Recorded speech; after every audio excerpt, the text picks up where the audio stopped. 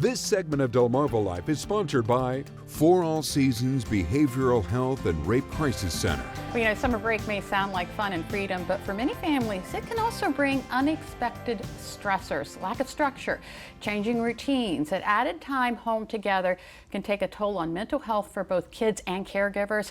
Now, with that in mind, adhering to a structure that supports children's mental health during summer is an important task that benefits everyone.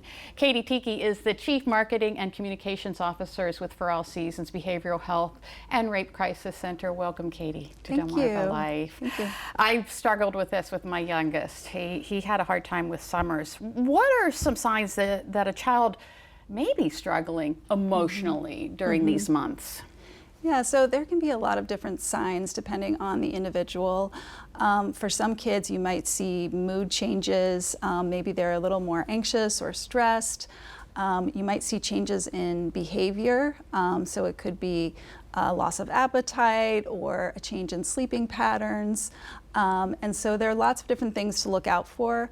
Other kids may start to kind of withdraw a little bit and say things like, nobody likes me. So these types of mood or behavior changes are the signs that you want to watch out for. Okay, so as caregivers, how can we help our kids stay emotionally balanced?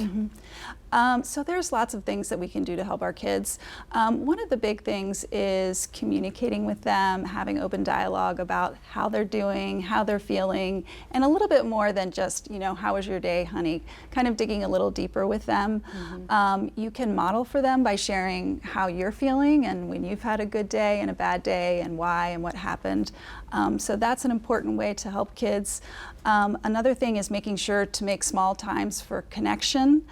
So for a lot of working parents, we know this is really hard because you get home late, but even something simple like going for a walk after dinner can be an important thing, or watching a favorite show together. So those little moments can really mean a lot. All right, so I imagine screen time really increases during the summer months. How can we help our kids manage that? Well, there's some different strategies. We do recommend setting limits to screen time because summer can become a time where kids are just stuck to their screens all day, every day. And we know you can't avoid screens, but we also know that it's really important that you figure out what limits work for your family. So setting those limits is important, and you can give your child some choices. You might say to them, okay, you've got 30 minutes or an hour. Would you like to spend it in the morning or in the evening? So helping them have a little bit of control over that helps. You can also pair their screen time with other activities. So you can say maybe for 30 minutes, you get an hour or more outdoors. So 30 minutes on the screen equals we want to make sure that you're doing something else during your day. So it could be playing a game outdoors or indoors. Sure, yeah. So what are some simple ways to support mental health for both the caregivers and the kids? So one of the things we like to stress is taking care of yourself. So again, for working parents or parents who are at home, making sure you have your downtime, because the more you take care of yourself, the better you are equipped to take care of your child and to be there for them.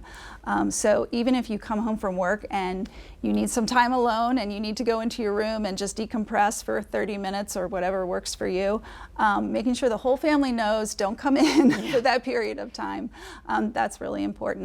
We also recommend that parents play with their kids, parents and caregivers, get outside, pull out the board games. It's an enjoyable activity for adults and good for us as well. So these are just the kinds of things that you can do to kind of create that environment that de-stresses everybody. It's a whole lot of balance. It's a whole lot of balance, and it doesn't work perfectly. Nobody does it perfectly, but just kind of paying attention to these things is really important. Is there a point that you might want to seek outside help if it's not working out, you're not striking that balance? I think if you're trying these things and you're continuing to see some behavioral changes, some mood changes, and it's persisting over a couple of weeks, it can be shorter for some, it might be time to seek professional support. There's lots of wonderful organizations out in our community. For All Seasons is a resource for anyone in the state of Maryland. We have telehealth services and we have in-person services, and all of our services are walk-in. So we have a program called Open Access, and you can walk in 5 days a week. You can be seen by a therapist that day. There's no wait list. And then we can schedule appointments from there as needed for families. So we hope people will visit our website and learn about that, because we really want to be a resource for them. It's a wonderful resource. Katie, Yeah. Tiki, thank you Thank for you. coming in today. This for was All really nice. Seasons.